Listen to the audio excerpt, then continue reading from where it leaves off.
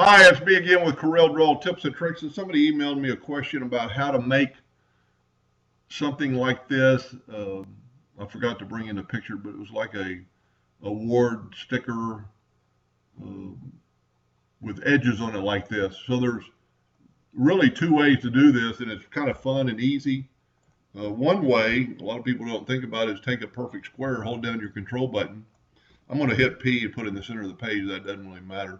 I'm going to control D and make a duplicate. I'm going to rotate it 10 degrees. Then I'm going to control D again until it gets around evenly. Then I'm going to take the shape tool or select it and weld it together, and you get that shape.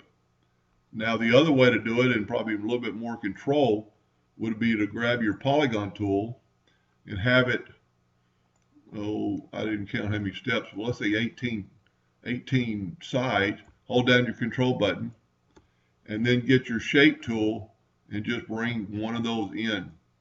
Now the only difference between these two, this is more perfect. And let's see if we can't rotate this thing 5 degrees and get one of those things top dead center. Let's go 10 degrees. And now we got top dead center on the center part.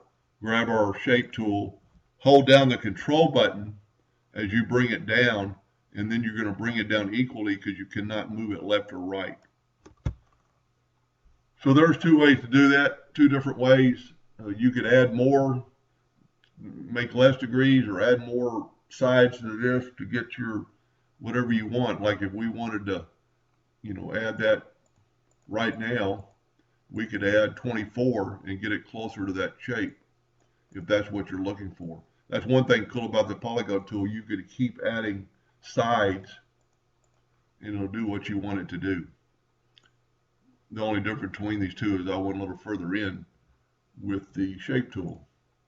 Anyway, hope that answered their question, and thank you for watching.